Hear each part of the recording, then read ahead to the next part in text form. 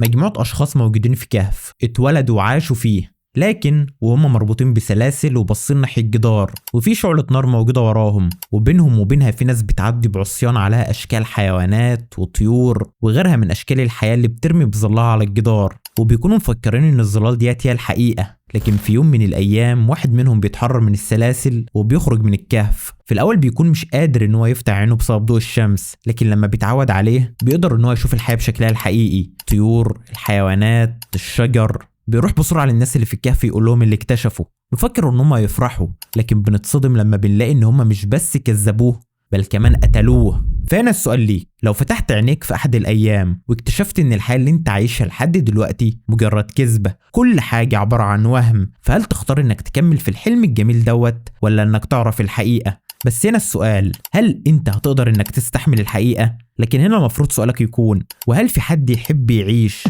مغفل؟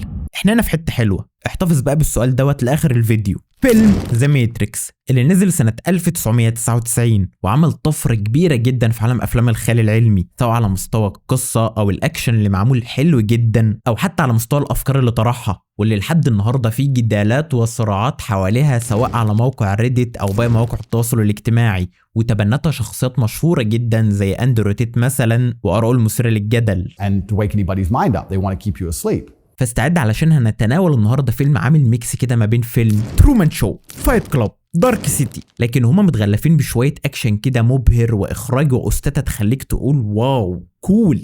بنسمع في اول الفيلم واحد بيقول لواحده في التليفون، انت بتحبي انك تراقبيه علشان كده انت خدت مكاني في الشفت النهارده، انت عارفه ان احنا هنكون السبب في موته مش كده؟ قالت له هو مش هيموت، مورفيوس بيقول ان هو ذا وان المختار. بعدها بتحس ان في حد بيراقبها فبتقفل السكه. احنا دلوقتي في فندق مهجور والبوليس محاصر اوضه فيه رقم 303. افتكروا كويس، بيقتحموا الاوضه وبنلاقي بنت قاعده لوحدها في اوضه مهجوره قدام كمبيوتر، وبنعرف ان دي اللي كانت بتتكلم في التليفون من شويه. بيقول لها بص قدامك وارفع ايدك. في نفس ذات الوقت بتوصل عربيه بينزل منها 3 رجاله لابسين بدل ونضارات شمس بالليل، متخيل؟ تقريبا يعني كان عليهم عرض. بيقول للظابط انا مش قلت لك ما تقتحمش على المكان الا لما اجي؟ فالظابط قال له انا بعمل شغلي. قال له انا قلت لك كده علشان احميك. قال له يا عمي ده عيله صغيره يعني هتعمل لي ايه؟ قال له رجالتك كلهم زمانهم ماتوا. وفعلا يعني بنلاقي انها طلعت مش عيله صغيره خالص يعني، وبحركات غريبه وخارقه للطبيعه مسكتهم عجنتهم ضرب. وقف هنا اللحظة علشان لقطة زي ديت كانت في وقتها حاجة سابقة لعصرها بسنين وسنين كمان، وفي لقطة عبقرية مدتها ثواني معدودة من غير ما يشرح لك أي حاجة عن قواعد العالم، وراك لقطة واحدة خلتك متهيئ ومستعد للطريقة اللي هيمشي بيها الفيلم.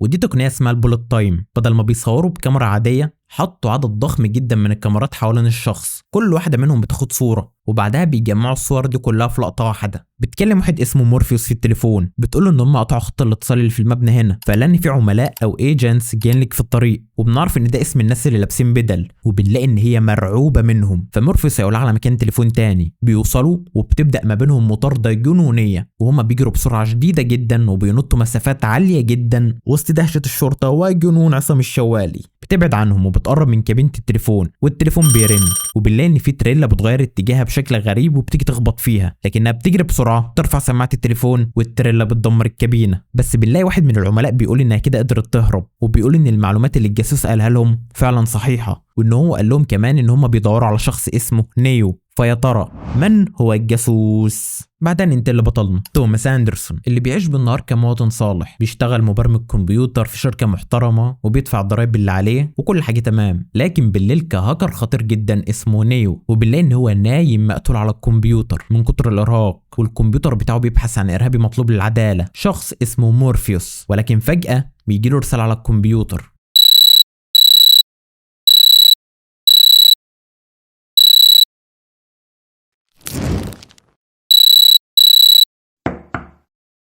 الباب بيخبط، بيفتح، بيلاقي مجموعه من عبدة الشيطان. نيو بيقول له انت اتاخرت. قال له اسف والله. قال له معاك الفلوس؟ قال له اتفضل. فبيروح يفتح كتابه ومفرغه من جوه، وبيطلع منه اسطوانه عليها معلومات غير شرعيه وبيديها له، وبيقول له لو اتمسكت انت ما تعرفنيش. قال له عيب عليك. بعدها بيقول له انت كويس؟ قال له عمرك في مره حسيت ان انت مش عارف تفرق بين الحلم والواقع؟ قال له منها لله المخدرات هي اللي دمرت شبابنا. فبيعرض عليه انه يجي يسهر معاهم. قال له مش قادر والله وراه شغل الصبح. لكن بيبص على كتف البنت اللي معاه بيلاقي وشم الارنب الابيض اللي كتب له على الكمبيوتر، فبيروح معاهم. تعالى بقى نمشي مع بعض في الفيلم تفصيله واحده واحده. واولهم انك تاخد بالك معاه من رقم اوضه نيو رقم 101، ودوت اسقاط على اوضه التعذيب اللي في روايه 1984 اللي بيخلوا الانسان فيها يواجه اكبر مخاوفه. واكبر مخاوف نيو هنا هو ان هو يتم السيطره عليه سيطره تامه من حاجه هو حتى ما يعرفش ايه هي. بيقف هناك وبيلاقي ان البت الهاكر اللي كانت في اول الفيلم اللي المفروض يعني التريلا فتتتها بتجيله وبتندهله باسمه وبتقول له انا اعرف كل حاجه عنك. قال لها اسمك ايه؟ قالت له ترينيتي. قال لها ترينيتي الهاكر اللي اخترق مصلحه الضرايب؟ قالت له بس ده كان من زمان. قال لها انت اللي كلمتني على الكمبيوتر بتاعي؟ عملت كده ازاي؟ قالت له كل اللي اقدر اقوله لك انك في خطر، وبتقرب على ودانه وبتقول له انا عارفه ايه اللي جابك هنا وليه انت بتفضل صاحي طول الليل على الكمبيوتر بتاعك، انت بتدور على اجابه لسؤالك. رد عليها وقال لها ايه هي الماتريكس المصفوفه؟ قالت له طول ما انت عاوز تعرف الاجابه فانت هتعرفها. تاني يوم بيروح الشغل متاخر والمدير بيفضل يقدره وبيقول له ما تفكرش نفسك مميز وان القوانين اللي ماشيه على زملائك ما بتمشيش عليك. ركز هنا بقى وخد بالك من عظمه الفيلم في عرضه لفكرته لتاني مره اللي بيرميها على المجتمع الرأسمالي اللي عاوز حرفيا الناس كلها نسخ من بعض، محدش يفكر محدش يتميز، معيشك في نظام عبوديه ولكن حديث. عبيد لي الحل وارسمها لك علشان يقدر ان هو يسيطر عليك ويستفيد منك اقصى استفاده ممكنه. بيعاملك فقط كمجرد ترس في آلة علشان يدور بيها المصالح بتاعته. بيروح المكتب بيجيله طرد تليفون بيفتحه بيلاقي مكالمه من مورفيوس.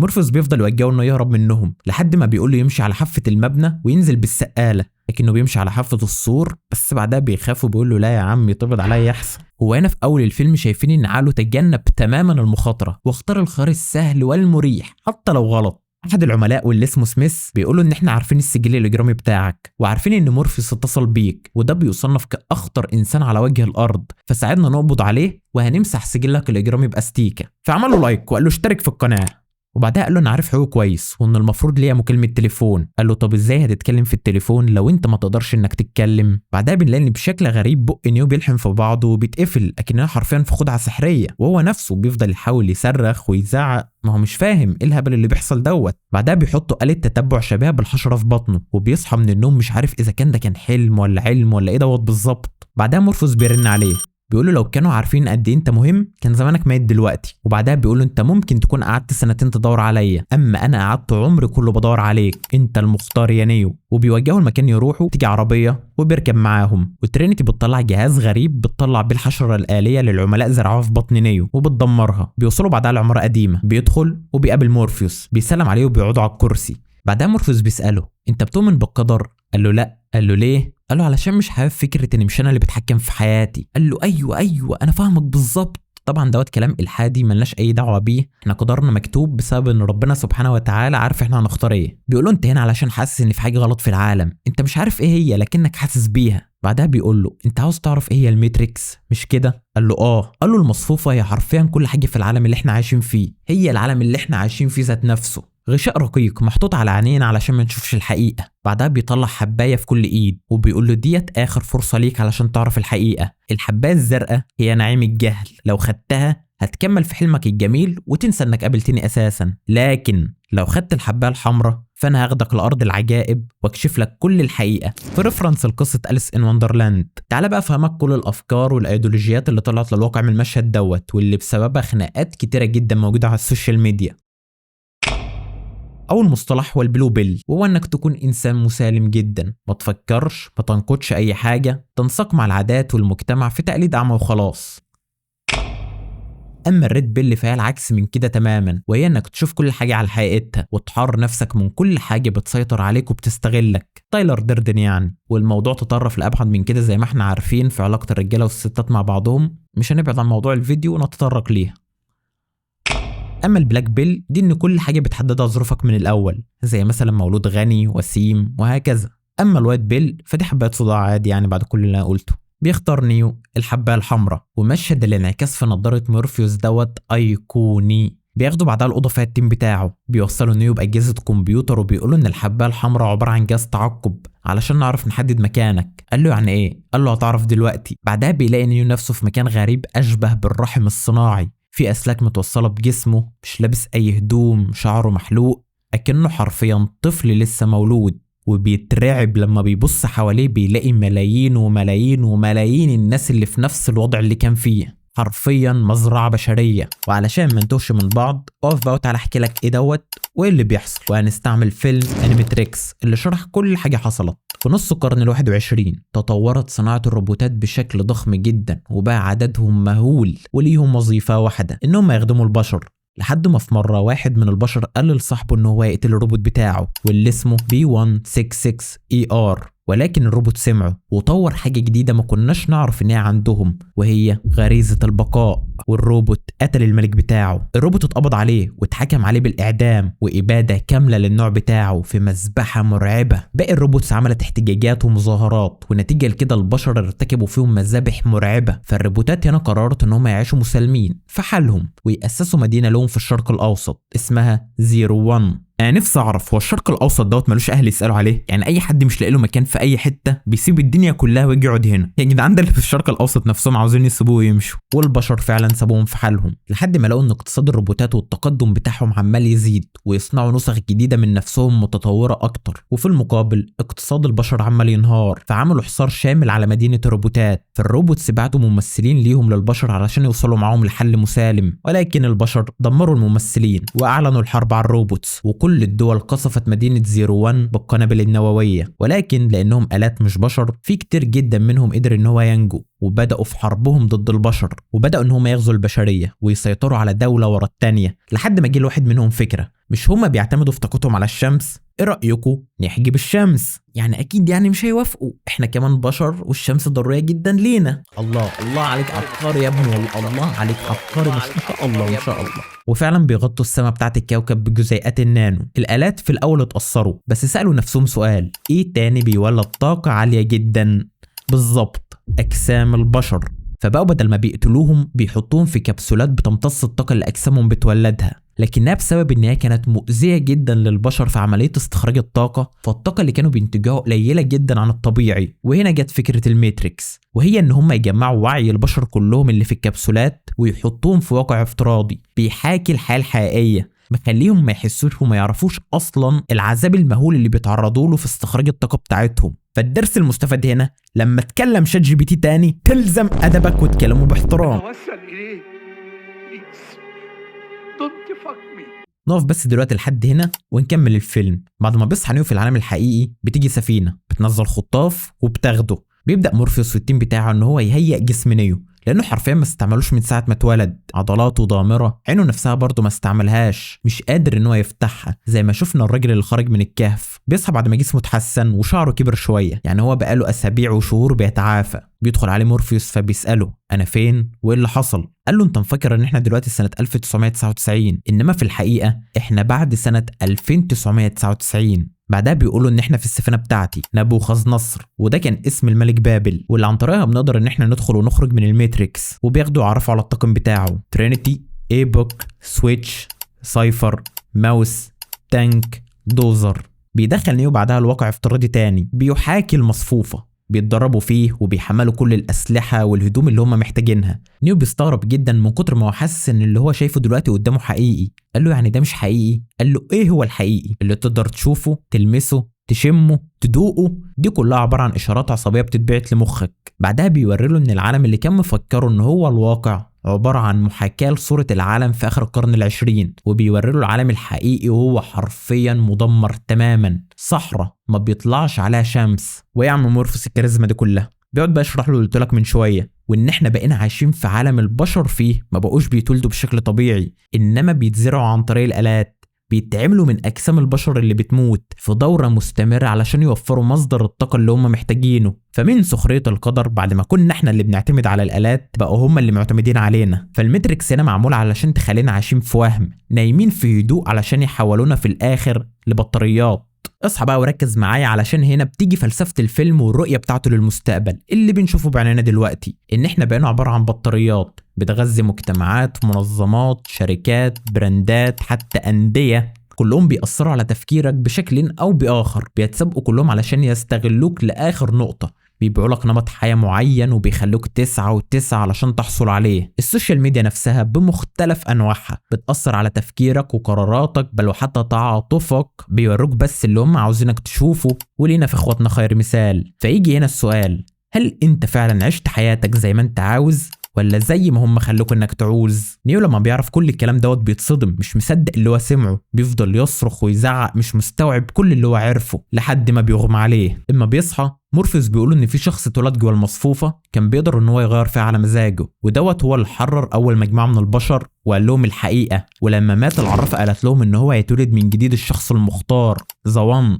وهو اللي هيقود البشريه للنصر والحريه. علشان كده هم قضوا عمرهم كله في الماتريكس بيدوروا عليه، والشخص دوت انت يا نيو. لو قعدت ترتيب حروف نيو هتبقى ذا وان او المختار، وبرضه ممكن رقم 1. برضه هنحتاج الكلام دوت بعدين. بيدخل عليه تانك بيسلم عليه، لكن نيو بيستغرب وبيقول له انت مفيش في جسمك اي فتحات للسلوك. قال له علشان هو واخوه من الناس اللي اتولدوا في العالم الحقيقي مش المصفوفه، في مدينة اسمها زايون، آخر مدينة للبشر. نيو بيستغرب فقال له إن دي آخر مدينة للبشر، أسسها أول واحد قدر إن هو يهرب من الماتريكس والناس اللي حررهم معاه. في حاجة حابب أقولها، مش عارف دي هبد مني ولا إيه، بس الفيلم دوت نزل من 27 سنة، والغرب عينهم كانت لسه معمية عن اللي بيحصل لإخواتنا. فالمدينة ديت لو قلتها بالعربي هتكون صهيون، فمدينة فيها ناس مفكرين إن هم الأخيار محاطين بعالم من القتلة والأشرار. أكيد بقى أنت فهمت أنا قصدي إيه. بعدها بقى بيحمل لعقل نيو كل فنون القتال اللي هيحتاجها، وبيبدا ارك التدريب. ومورفيوس بيستفه ضرب. قال له انا ازاي هزمتك؟ قال له علشان جسمك اقوى واسرع مني. فيحاول بقى يفهمه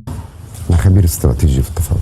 يا حمار يا ابن الحمار، افهم ده كله عباره عن وهم. جسمك نفسه مش جسم حقيقي، حتى الهواء اللي بتتنفسه مش هواء اصلا، كلها عباره عن اكواد. الموضوع كله في عقلك. لاي درجه انت قادر تشوف ان دوت مش عالم حقيقي، فكل ما تزيد درجه ثقتك ان ده كله مزيف كل ما انت هتكون حر واقوى. راوند 2. المره دي نيو بيكون اسرع واقوى وبيهزم مورفيوس. بعدها قفزه الثقه اللي بتعكس انت لاي درجه واثق في نفسك ومؤمن ان ده كله وهم. بينط مورفيوس فعلا. نيو البطل المختار اكيد مش هينط بس، ده هيطير كمان، ولكن بيرجعوا للعالم الحقيقي وبنلاقي ان اثار الضرب اللي في التدريب اثرت عليه في الحقيقه. وهنا بنعرف من مورفيوس معلومه مهمه جدا، ان عقلك لو صدق اي حاجه هيعكسها على جسمك. يعني لو مت في المصفوفه هتموت في الحقيقه. ترنتي بتجيب له اكل، وهناك من يشعر بالغيره.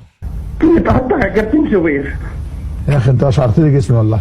مورفيوس بعدها بيقول ان عقول الناس اللي في المصفوفه اللي منغمسين فيها لحد ما يحرروهم هم اعدائهم اللي مستعبدين في النظام لدرجه ممكن يدافعوا عنه. وبيشرح له ان العملاء اللي شفناهم في اول الفيلم عباره عن برامج بتقدر ان هي تنسخ نفسها في جسم اي حد، فهم حرفيا ممكن يكونوا اي حد الا 2 بس، شخص ما انغمسش في المصفوفه وبيشك في حقيقه العالم اللي هو فيه، او مورفيوس وجماعته حرروه من المصفوفه. وبيقولوا ان العملاء دول اقوياء جدا، كل واحد واجههم مات في الاخر، بس هما في الاخر مرتبطين الى حد ما بقواعد النظام. اما الشخص المختار اللي عقله تحرر بالكامل هيكون اقوى منهم بكتير جدا، فهم لو يقدروا ان هم يتفادوا الرصاص، الشخص المختار دوت مش هيحتاج حتى ان هو يعمل كده، لانه مؤمن ان مفيش رصاص اصلا. في العالم الحقيقي بتحصل مشكله لما بيلاقوا الات اسمها السكويدي اللي هي مصممه ان هي تدور على اي حاجه غريبه وتدمرها، ولكن بيقدروا ان هم يستخبوا منها. بيدخل بعدها نيو الاوضه على سايفر، بيصب له كاس. بعدها سايفر بيقول له انا من ساعه ما اتحررت وانا بسال نفسي سؤال واحد، ليه ما خدتش الحبايه الزرقاء؟ وبالله ان هو مش مصدق خالص في موضوع الشخص المختار دوت اساسا والحريه وكل الكلام دوت، بدليل ان هو بيقول لنيو لو شفت عميل اهرب زينا. واللي بعدها بنلاقي سايفر في الماتريكس في مطعم بيتعشى مع العامل سميث، وبنعرف ان هو كان الجاسوس اللي في اول الفيلم. بيقعد بقى تفاوض معاه ان هو يسلمه مورفيوس علشان هو اللي عارف شفره كمبيوتر زايون مدينه البشر الاخيره علشان يدمروها. في المقابل هيرجعوه تاني للنظام، لكن هيخلوه غني بس بشرط ان هو يكون ناسي كل حاجه وعارفها ونسي حقيقه العالم، لان اكيد مش هتقدر تستمتع بحاجه انت عارف من الاول انها كدبه. فالمعلم هنا باختصار اختار ان هو يرجع تاني لنعيم الجهل.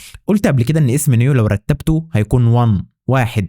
اما سايفر فاسمه يعني 0، فنيو هنا هو انسان له قيمه على عكس سايفر اللي هو 0 يعني. بعدها بنشوف التيم وهو بياكل سوا، ويا جدعان القرف دوت اللي بتاكلوه، يعني والله لو جحيم العلم بالشكل دوت يغور في داهيه. واتس ذات؟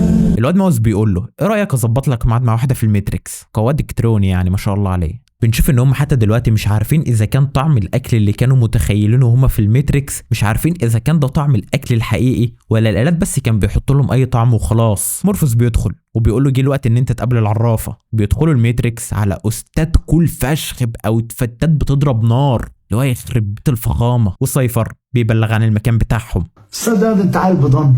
بيركبوا وبيروحوا للعرافه، وبنعرف بقى ان العرافه قالت لكل واحد منهم نبوءه، زي ان مثلا نبوءه مورفيوس ان هو اللي هيلاقي الشخص المختار ذا وان. فنيو بيسال ترينيتي عن النبوءه بتاعتها لكنها مش بترضى ان هي تقول له، وبيقابلوا الراجل دوت اللي من وان بيس وهما طالعين. نيو بيسال مورفيوس هي العرافه ديت ما بتغلطش في النبوءه بتاعتها خالص؟ قال له ما تفكرش فيها كده، اعتبرها يا سيدي كمرشد بيوجهك للطريق اللي انت محتاج ان انت تمشي فيه. بيدخل نيو وبيلاقي مجموعه من الاطفال، فمساعده العرافه قالت له ان دول احتمالات تانية ان هم يكونوا المختار. وبيبص بيلاقي الافاتار قاعد على الارض بيتني في المعالق من غير حتى ما يلمسها، فقال له انت بتعمل كده ازاي؟ قال له لما تصدق ان المعلقه اساسا مش حقيقيه مش موجوده، وفعلا بيقدر يقلده. بيدخل العرافه بتسلم عليه تقول له ما تقلقش على المزاريه اللي كسرتها. لا مزاريه ايه؟ وبعدها فعلا بيكسر مزاريه. قال انت عرفت ازاي؟ قالت له السؤال هو انت كنت هتكسرها فعلا لما كنتش قلت لك عليها؟ خد بالك هي عاوزه تشككه هل هي بتعرف المستقبل فعلا ولا هي بس بتتلعب بيه نفسيا. بتقول له بعدها انت حاسس ان انت اللي هتكون المنقذ؟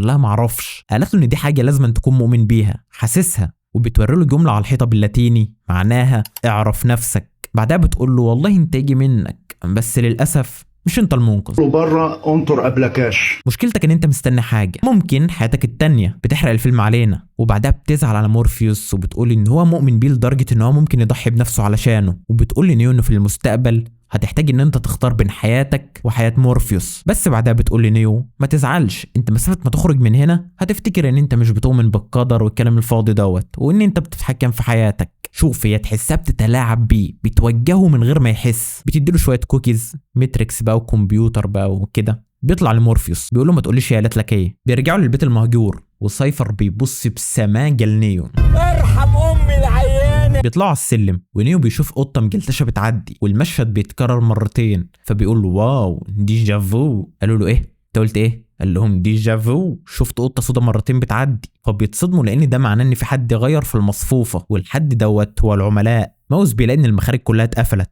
وبيهجموا عليه، بيقاوم لكنه بيموت في الاخر. تانك بيوجه الباقي على طريقه يهربوا منها، بينزلوا على المواسير لكن سايفر بيفضح مكانهم.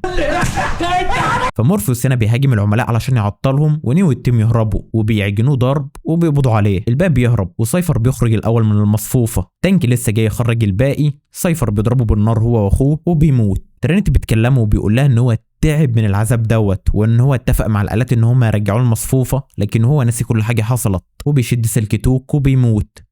Not like this.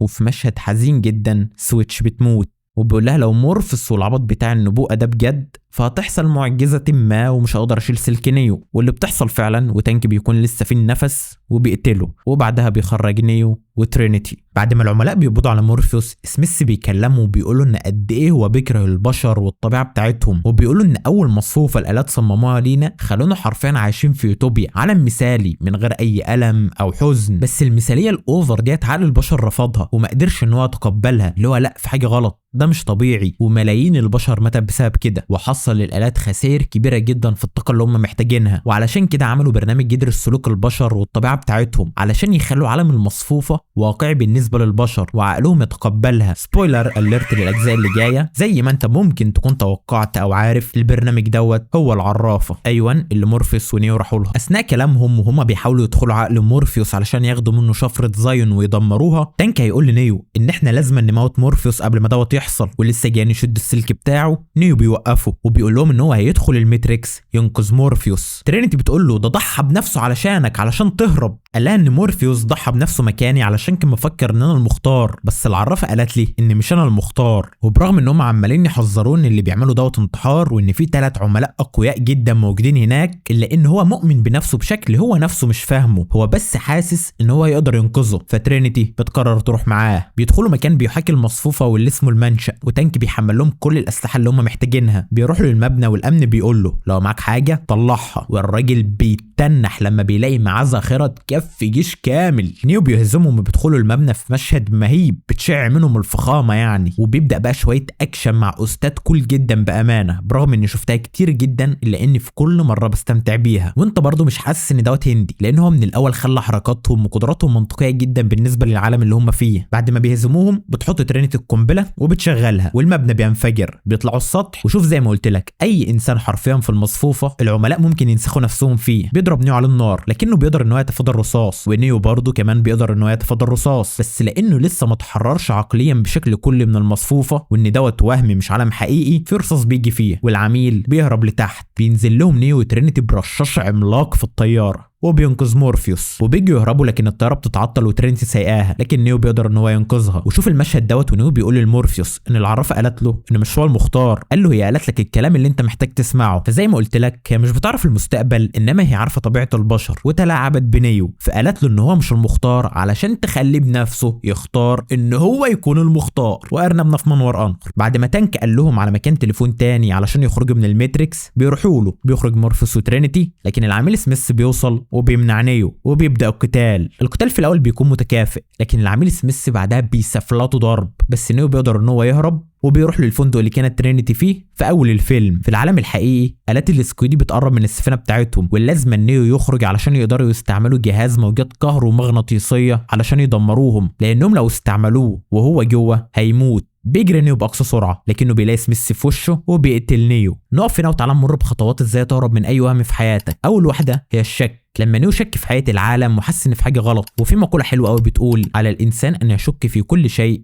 على الاقل مرة واحدة. الخطوة التانية معرفة الحياة القاسية، لما نيو اختار انه ياخد الحباية الحمراء. التالتة هي الانكار، لما نيو ما صدقش حياة المصفوفة. الرابعة انك تتقبل الحياة بعقلك، لما قاتل بتكافؤ مع العملاء بيموت نيو، لكن ترينيتي بتقول له ان العرافة قالت لها ان هي تحب المختار وبتدي له قبلة الحياة، وبيرجع تاني للحياة مؤمن بعقله وبقلبه، وديت اخر خطوة. فللاسف بقى لو انت في وهم فكل الخطوات سهلة، لكن الاخيرة ديت مستحيلة. فنصيحة مني خد الحباية الزرقاء ونام احسن. بيصحى نيو وبقى هنا يقدر ان هو يشوف العالم والمصفوفة وكل حاجة على حقيقتها، مجرد اكواد، وما بقاش محتاج ان هو يتفادى الرصاص لانه ليه يتفادى حاجة هي ببساطة مش موجودة. وبيفضل بقى يستهزئ بالعملاء بقوته المهولة، ولان سميث نفسه كود اصلا بيدخل نيو فيه وبيدمره. بيبعت نيو رسالة للروبوتس ان هو يكشف حقيقتهم ويحاربهم ويدمرهم وكل الكلام الكليشي دوت، وبنلاقي ان هو بقى يقدر ان هو يطير كمان. وبيخلص الفيلم. حاجة اخيرة عاوز اقولها بالنسبة لفكرة الفيلم ونعيم الجهل وجحيم العلم والكلام ده كله، في حاجات لازم ان انت تشك فيها على الاقل مرة واحدة في حياتك. ما تمشيش في الدنيا كده مع الطيار وخلاص، وما تتخذوش برضو كغاية ان انت بتشك لمجرد الشك، بل كوسيلة ان انت توصل بها لليقين. يا شباب في حاجات الواحد مننا يفضل ان هو ما يعرفش الحياة بتاعتها، زي حاجة مثلا ما عنديش القدرة ان انا اغيرها او حتى اتقبلها، بس برضه في حاجات حتى لو كده لازم تعرف الحياة بتاعتها مهما كانت مدمرة. ده كده الفيلم الاول اللي في السلسلة، واللي ما كانش ينفع ابدا ان انا احطه مع باقي الاجزاء لانه هو فيلم تقيل جدا في الافكار بتاعته، وبقيه السلسلة عبارة عن حلب وحلب للفيلم الاول اللي نجح. حتى ما تعملوش حلو، اي نعم في اسرار خطيره انكشفت زي ان حقيقه الماتريكس اخطر بكتير جدا جدا من ما مورفيوس والبشر فاكرين، بس هنغوص بقى في دوامه من الكرنج بقى والعبث وشغل الاطفال والعبط دوت مش حابب انك تضيع وقتك فيهم. لكن وما ادراك ولكن لو لقيت اجماع بالمطالبه بيهم ممكن اعمل فيديو واحد نتكلم فيه عن باقي الاجزاء. وبكده نكون وصلنا لنهايه الفيديو. فلو عجبك بقى ما تنساش شير لايك، تقول لي عاوزنا نتكلم عن الفيديو الجاي، والى اللقاء.